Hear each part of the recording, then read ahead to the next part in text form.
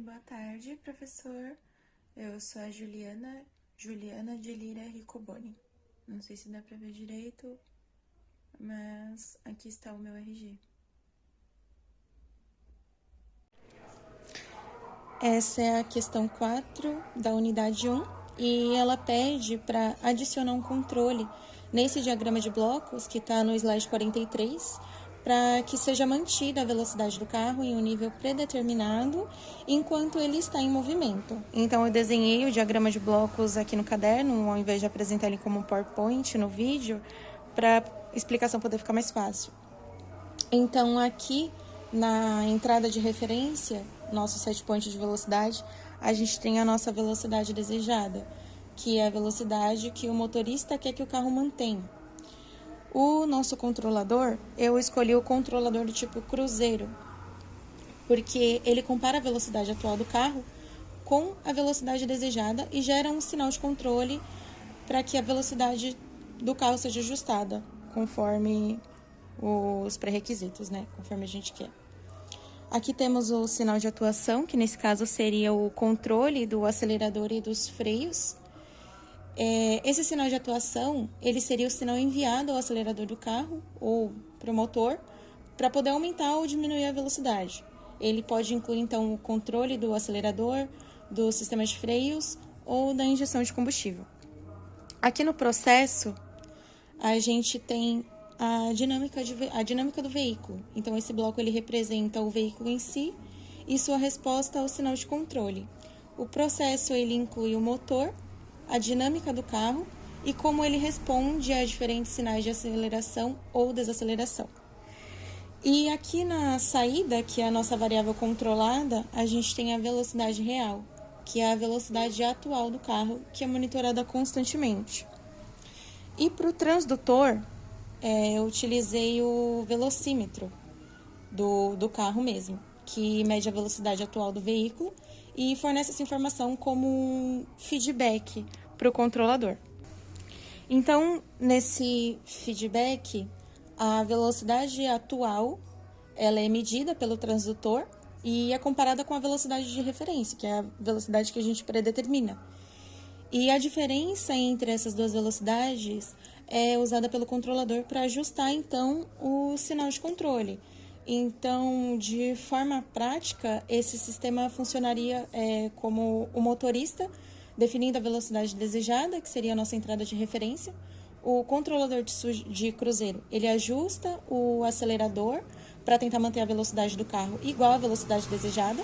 E o velocímetro mede a velocidade atual e fornece essa informação de volta ao controlador, que então faz os ajustes necessários para que a velocidade ela seja mantida. Essa é a questão 2 da unidade 2.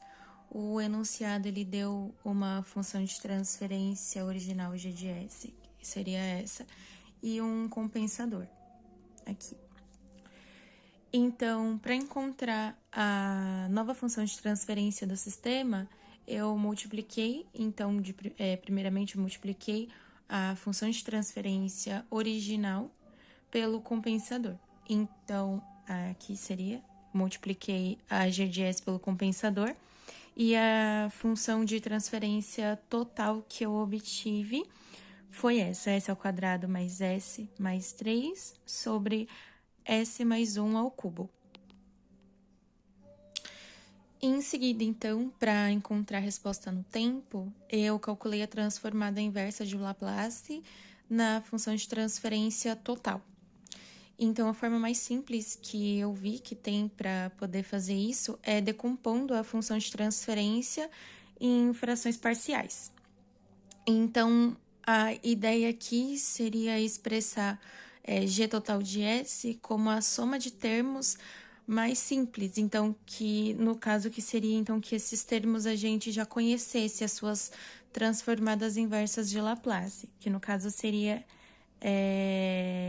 eu decompus dessa forma aqui.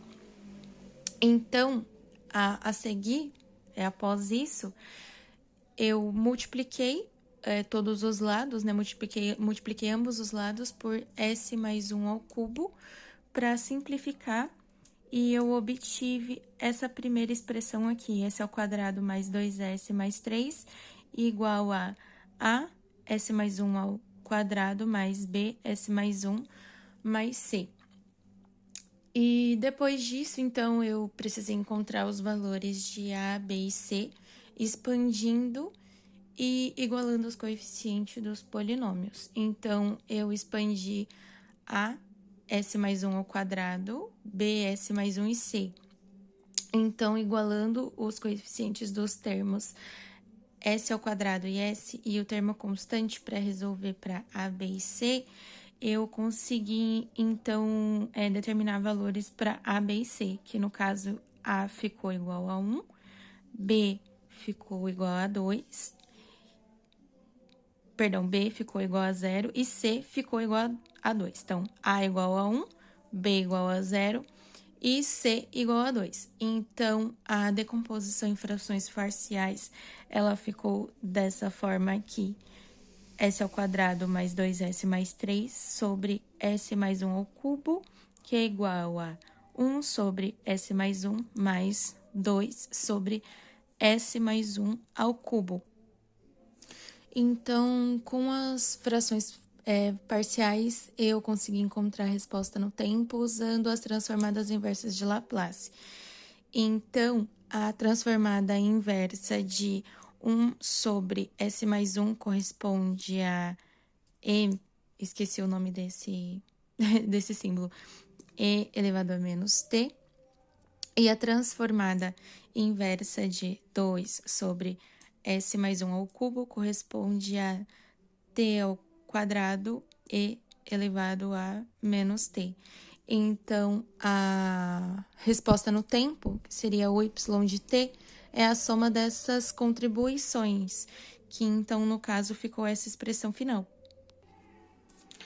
Essa expressão final, que seria a resposta no tempo, pelo que eu pude ver, ela descreve, então, como a saída do sistema varia ao longo do tempo.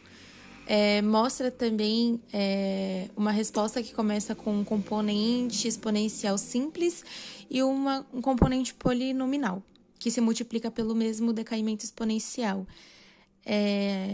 Pelo que eu pude entender, então, essa combinação geralmente indica uma resposta com decaimento suave, onde o termo 2t ao quadrado e elevado a menos t pode causar, então, uma forma de pico antes de a resposta decair totalmente. Essa é a questão 3 da unidade 3. E para começar, para poder entender e responder a questão, o passo 1 foi identificar o circuito. Então, o circuito mostrado na figura da questão se trata de um amplificador inversor. Então, aqui temos EI de S, que seria a entrada, E0 de S, que seria a saída do circuito, R1 e R2, que seriam os resistores conectados ao terminal inversor do amplificador operacional, RF, que seria o resistor de realimentação conectado entre a saída do amplificador e o terminal inversor, e o C, que seria o capacitor que está em paralelo com o R de F. Após identificar, então, o circuito, o passo 2 seria a análise do nó de entrada inversora. Então, aqui seria a aplicação da lei de Kirchhoff das correntes, né, LK de C, no A. Então, de acordo com a regra do amplificador operacional ideal, a tensão no nó A, que é o inversor, é igual à tensão no nó B, que é o não inversor. E como o terminal não inversor está conectado ao terra, a tensão em A é 0. Outro ponto também, que é importante, é que a corrente de entrada do amplificador operacional é 0. Então, aqui eu apliquei a lei de Kirchhoff das correntes, LK de C no nó A. O ZF de S seria a impedância do circuito de realimentação, formado por R de F e C. Então, essa foi a expressão que eu cheguei inicialmente e, simplificando, eu cheguei nessa segunda expressão. O passo 3, que foi o último, foi a simplificação dessa equação final que eu cheguei aqui. Então, rearranjando a equação para encontrar a função de transferência g de s. Então, eu inicialmente cheguei nessa primeira expressão e simplificando g de s, eu consegui chegar no resultado final, menos r de f sobre r1, menos 1 sobre r1 vezes SC, que é o de capacitor. Então, aqui, a função de transferência, ela descreve como o circuito responde a diferentes frequências de entrada. Pela resposta, então, em baixa frequência, o capacitor ele contribui significativamente e o ganho do circuito diminui com a frequência. Em altas frequências, a contribuição do capacitor ela se torna desprezível e o ganho do circuito se aproxima de um valor constante, dado por menos R de F sobre R1. Então, assim, o circuito ele funciona como um filtro passa-baixa, onde o ganho é mais alto em baixas frequências e se reduz em altas frequências.